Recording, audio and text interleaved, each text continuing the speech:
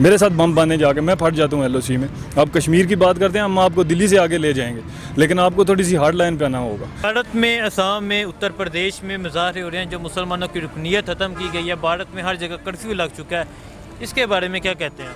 बिस्मिल्लाहिर्रहमानिर्रहीम जी, देखें जी, इमरान खान एक चाल चल गया जी, जिसको ये हमारे सियासतदान कहते हैं ना कि वो बेवकूफ़ है, वो सियासत को नहीं समझता है।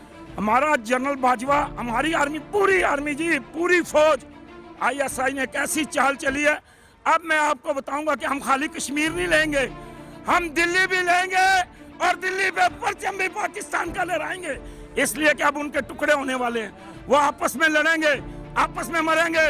उन्होंने खाली कश्मीर में कर्फ्यू लगाया था, पुत्रा पूरे हिंदुस्तान में कर्फ्यू लगेगा और हिंदुस्तानी कौम देखेगी कि पाकिस्तान के रहने वालों ने ला इलाहा इल्लल्लाह मुहम्मद रसूलुल्लाह पढ़ने वालों ने अपने मुल्क का, पाकिस्तान का झंडा और ला इलाहा इल्लल्लाह वाला झंडा इंशाअल्लाह ताला दिल्ली पे लगेगा, लाल किले पे लगेगा और हिंदुस्तान के टुकड़े होंगे, हिंदुस्तान के टुकड़े होंगे।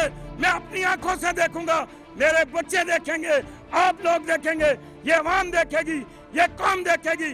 इंशाअल्लाह ताला हिंदुस्तान पाकिस्तान बनेगा और उसके टुकड़े टुकड़े हो जाएंगे। ठीक है, तो 2020 में खालिस्तान में भी रेफरेंडम हो रहा है, सिख भी निकल आए हैं, तो इसके बारे में क्या कहते हैं? और भाई ये बहुत बड़ा, ठीक भाई ये बड़ी बात है जी, ये बड़ी बात है। ये आपको मैं वो खुशखबरी दे रहा हूँ कि आप हैरान रह जाएंगे, आपकी अक्ल हैरान रह जाएगी कि 15 करोड़ सिख इंशाअल्लाह ताला हमारे साथ होंगे और ये कबाली नस्वार खाने वाले मोदी को और हिंदुओं को इस तरह मारेंगे कि पूरी दुनिया में इंशाअल्लाह ताला कबालियों का नाम होगा। वो क्या हमें समझता है? और ये हमारे पठान बगैर असले के लड़ेंगे, पुत्रा ये तुम्हें नस्वार की गोलियां मारेंगे, हिंदुओं याद रखो। मोदी गाय का पेशाब पीने वाला याद रखे। इंशाअल्लाह ताला ये गैरतमंद कौम है, ये जंगजू कौम है, ये पहाड़ों से टकराने वाले लोग हैं और ये इंशाअल्लाह ताला हिंदू मोदी को सबक सिखाएंगे और इंशाअल्लाह ताला सिख हमारे साथ होंगे, दूसरी कौमें हमारे साथ होंगी, 1 करोड़ कश्मीरी हमारे साथ होंगे, 22 करोड़ पाकिस्तान का बच्चा और कबायली तमाम जंगजू कौम हमारे साथ होगी और इंशाअल्लाह ताला हम हिंदुस्तान के टुकड़े करेंगे। और वहाँ पे तहरीकें शुरू हो चुकी हैं, वहाँ तहरीकें चल रही हैं। इंशाअल्लाह ताला हमारा परचम पाक फौज के साथ शाना बशाना हम जाके वहाँ कब्जा करेंगे और झंडे लगाएंगे।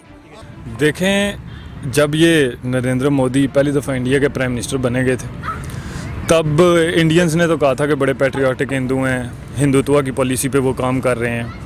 लेकिन जब सेकेंडली बने थे तो इमरान खान ने भी आई थिंक ट्वीट किया था कि अगर मोदी सिलेक्ट होते हैं तो पाकिस्तान के लिए ये अच्छा होगा। पाकिस्तान के लिए ऐसे अच्छा नहीं होगा कि वो पाकिस्तान के साथ ताल्लुकात अच्छे कर देंगे। पाकिस्तान के लिए ऐसे अच्छा होगा कि हमारा जो एनिमी है उसके साथ हमें 3rd जनरेशन वॉर या 5th जनरेशन वॉर खेलने की ज़रूरत नहीं पड़ेगी, वो खुद टूट जाएंगे। अभी आप देख लें, इंडिया में सिर्फ असम में नहीं है, हैदराबाद दक्कन में अपने मुजाहरे चल रहे हैं, कश्मीर में उन्होंने लॉकडाउन किया हुआ है, उसके बाद वो नागालैंड ने अपनी आज़ादी का जो है नारा दे दिया है, उसके बाद पूरी इंडिया में जो है प्रॉपर तरीके से जो स्टूडेंट्स लोग हैं वो इंगेज हो के उन्होंने रोडें ब्लॉक की हुई हैं, जलाओ गिराओ का मंजर बना हुआ है। तो ये बेसिकली खुद ही अपनी इस एक्सट्रीमिस्ट पॉलिसी जो है ना, वो इनका अपना जो चलाया हुआ मिसाइल था वो वापस इनकी तरफ जो है मोदी साहब की तरफ चला गया। और है तो वो ऑब्वियसली एक एक्सट्रीमिस्ट और रेसिस्ट किस्म के इंसान है और इंडिया को उन्होंने डिवाइड कर दिया। इंडिया का बेसिकली अगर चार्टर देखा जाए तो वो एक सेकुलर कंट्री, तो मोदी या मोदी की पार्टी या बीजेपी किसी भी एंगल से कोई सेकुलर कंट्री नहीं है। इनकी अगर आप हिस्ट्री देखें, ये गुजरात से किधर से निकले हैं, किस तरह इन्होंने मुसलमानों का कत्लेआम किया है, वहाँ से ये ऊपर आए हैं।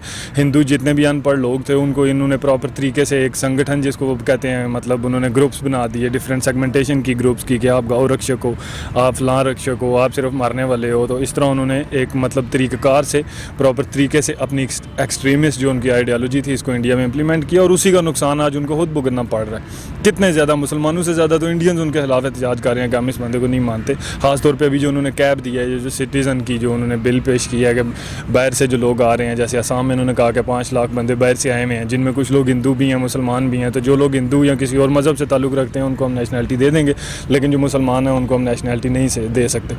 तो ऑब्वियसली उन्होंने ये इसलिए किया है कि बांग्लादेश के ऊपर जो है वो रेफ्यूजीज़ का प्रेशर बढ़े। बांग्लादेश और इंडिया एक ऐसा कंट्री है जो मतलब बिल्कुल डिस्टर्ब्ड है। आप इसके जितने हम चाहे देखें सबके साथ इसका मसला हुआ है। पाकिस्तान के साथ इनका रोला, नेपाल के साथ, भूटान के साथ, बांग्लादेश के साथ, चाइना के साथ, तो वो दुनिया से सुकून में नहीं रह सकते। अभी कितना बड़ा LOL उनको जो है रशिया ने दिया। रशिया से 900 अरब रुपये के उन्होंने वो फ्लीट कैरियर लिए हैं, लेकिन वहाँ पता चला कि वो ख़राब निकला है। तो वो एक बुद्धू इंसान है, एक चाय बेचने वाला था, उसका दिमाग इतना नहीं है कि वो आगे इतनी बड़ी दुनिया की इकॉनमी को चला सके या चलाए। और अभी उसने इंडिया को खुद मरने के ध्यान पे कर दिया। अभी आप खुद देखें वहाँ पे प्याज की कीमत किस तरह ऊपर गई हुई है, इंडिया की GDP किस तरह नीचे आ रही है, अनएम्प्लॉयमेंट इंडिया को किस तरह ने गई है। इंडिया के जिन लोगों को सिविल अवार्ड्स मिले हुए थे उन्होंने अपने अवार्ड्स वापस कर दिए। सो इंडिया जो है वो डे बाई डे पीछे जा रहा है। ठीक है, तो इससे पाकिस्तान को क्या फ़ायदा? पाकिस्तान को क्या इससे फ़ायदा होगा? वहाँ मुजाहरे हो रहे हैं, वहाँ पाकिस्तान को सबसे पहला फ़ायदा तो ये है कि इंडिया जो है वो इंडिया जो है ऑब्वियसली वो हमारा एक बॉन्ड एनिमी है। शुरू से हमारे वो दुश्मन है, उन्होंने हमारे खिलाफ काम किया, और दुश्मन का जो दुश्मन होता है ना वो दोस्त ही होता है। तो मोदी जो है वो बेसिकली इंडिया का दुश्मन है, इसलिए वो पाकिस्तान का दोस्त है, क्योंकि वो इंडिया को ऑलरेडी वो इंडिया को बहुत ज़्यादा नुकसान पहुंचा रहा है। इंडिया को अंदाज़ा भी नहीं है कि वो कितना नुकसान पहुंचा सकता है। जैसे आप देखें कायद आज़म की बात, वो इंडियंस कितने लोगों ने कल कहा है कि कायद आज़म की जो है वो रूह उनकी कब्र में जो है वो खुश हो रही होगी। वो कह रहे होंगे कि जो बातें मैंने कही थी वो सच हो रही हैं। आज क्यों इंडिया के मुसलमानों को इंडिया के साथ अपनी जो उनकी मोहब्बत और उनका जो मतलब वफादारी है उसको उनको साबित करना पड़ रहा है। कायद आज़म ने यह कहा था कि जो लोग 2 नेशन थ्योरी को नहीं मानते वो अपनी आने वाली सारी ज़िंदगी अपनी वफादारी भारत को जो है साबित करते हुए गुजार देंगे, और यही हो रहा है उन लोगों के साथ। अभी वो जो वैसी साहब हैं, कल उन्होंने भी यही बोला कि आप जो है वो जिना को वापस पैदा कर रहे हैं। उन्होंने कश्मीर में जो है वो आज़ादी के नारे रोकने की कोशिश की है, पूरे इंडिया में आज़ादी के नारे बजना शुरू हो गए। तो ये जो मोदी है ये एक शैतान है, और इंडिया के लिए तो हमारे से ज़्यादा बड़ा शैतान इंडिया के लिए है। हमें फ़ायदा है कि मोदी इंडिया का जो है ना वो प्राइम मिनिस्टर बना हुआ, लेकिन इंडिया वालों को बहुत ज़्यादा नुकसान है उसके प्राइम मिनिस्टर बनने से, क्योंकि वो एक रेसिस्ट आदमी है। पूरी दुनिया में उसने इंडिया का इमेज खराब कर दिया है। आपको पता है कि कितनी इन्होंने कोशिशें की पाकिस्तान में, FATF की तरफ से भी, दूसरी तीसरी जगह से पाकिस्तान को जो है वो इन्होंने एक चेकमेट करने की काफ़ी कोशिशें की, लेकिन वो ऐसा नहीं कर पाए। तो हमें खुशी है कि मोदी इंडिया का बेड़ा गर्क कर रहा है, और इंडिया के लोगों को निकलना चाहिए। अब उन्हें निकलना चाहिए। जिस सेकुलर बेस पे वो मुल्क बने हैं, जिस सेकुलर बेस पे उन्होंने तरक्की की है, अब वो उससे बहुत दूर निकलते जा रहे हैं। ये सिर्फ एक हिंदुओं का मुल्क रह जाएगा। और एक बात उनको हम बड़ी क्लियरली बताना चाहते हैं कि दुनिया में हिंदुओं का सिर्फ एक मुल्क है। So if you mess with Pakistan, तो दुनिया में 57 मुल्क हैं मुसलमानों के। अगर हम ख़त्म हो जाते हैं तो हमें कोई नुकसान नहीं है, क्योंकि बहुत मुसलमान हैं दुनिया में। लेकिन अगर आपको कुछ हुआ, आप ख़त्म हो गए, तो दुनिया में हिंदू ख़त्म हो जाएंगे। So kindly be careful for it. Sir मैं खुद एक कश्मीरी हूँ, I am a proud Kashmiri. मैं पहले कश्मीरी हूँ और उसके बाद पाकिस्तानी हूँ। कश्मीर में ये तो अभी 132 दिन से उन्होंने कर्फ्यू लगाया हुआ है। कश्मीर का मसला इससे पुराना है। कश्मीर में ये अजाब, ये कर्फ्यू, या ये जो इंडिया की जो उनकी है सारी पॉलिसी, ये पिछले 70 साल से चल रही है कश्मीर में। तो पाकिस्तान को इस पे हार्ड लाइन पे आना होगा। मेरा भी प्राइम मिनिस्टर साहब से, इमरान खान से ये गुजारिश है कि सर आपको अल्लाह मियाँ ने इस मुल्क का चीफ एग्जीक्यूटिव बनाया, आपको थोड़ा हार्ड लाइन पे आना पड़ेगा। आप मोदी के साथ इज़्ज़त से, पीस से, शराफत से जितनी देर आपने बात करनी है करके देख ली है। अभी उन लोगों ने प्रॉपर तरीके से उस जगह को ब्लॉकेड कर दिया हुआ है। ना वहाँ पे इंटरनेट है, ना कुछ है, ना खाने के लिए है, ना दवाइयाँ हैं। लोग जो मरने वाले हैं उनको घरों के अंदर दफनाया जा रहा है। तो खुदारा आप इसके ऊपर थोड़ी सी हार्ड लाइन अपनाएं। अगर आप कुछ नहीं कर सकते हैं, आप हमें ये बताते हैं कि वहाँ पे 8 लाख फौज है, तो 45 लाख हमारे आज़ाद कश्मीर की आबादी है, इसमें 10-12 लाख जवान हैं, आप उनको क्यों नहीं भर्ती करते हैं? इसके बारे में मैं ये कहना चाहूँगा कि एहतजाज हर बंदे का क्या है, जहाँ पे भी जुल्म और ज़्यादती हो, जिस मर्ज़ी, चाहे वो सिख हो, चाहे वो हिंदू हो, चाहे वो मुसलमान हो, चाहे वो क्रिश्चियन हो, चाहे वो किसी भी मज़हब से ताल्लुक़ रखता हो, अगर उनके साथ कोई ज़्यादती होती है, ये सिर्फ हिंदुस्तान में नहीं, ऑल वर्ल्ड में ये होना चाहिए, और ये उनका राइट होता है, एक कानूनी हक़ होता है। और कुछ लोग कहते थे कि जी इमरान खान को सियासत नहीं आती। इमरान खान सियासत का मतलब PhD डिग्री होल्डर है उसका, ठीक है ना। वो सियासत पे अक्सर में लेक्चर देता है। उसने एक ऐसा पत्ता खेला है हिंदुस्तान में, जब वो उन्होंने सिखों की राहदारी का वो मंसूबा किया और उसको एक ज़बरदस्त तरीके से वो पास करवाया, और फिर पाकिस्तान में उसका मतलब एक उन्होंने प्रोग्राम किया, और बहुत मतलब अब आप देखना कि इंडिया, मैंने पहले भी कहा था कि एक प्रोग्राम में मैंने कहा था कि इंडिया टोटे टोटे होने जा रहा है, और ये सबसे बड़ी वजह है कि मोदी की नाकिस जो प्लानिंग है, जो हिकमत अमली है, जो सिर्फ देखो हमारे मुल्क में, आप देखिए हमारे मुल्क में भी क्रिश्चियन है, हमारे मुल्क में भी हिंदू है, हमारे मुल्क में हर मज़हब के लोग रहते हैं।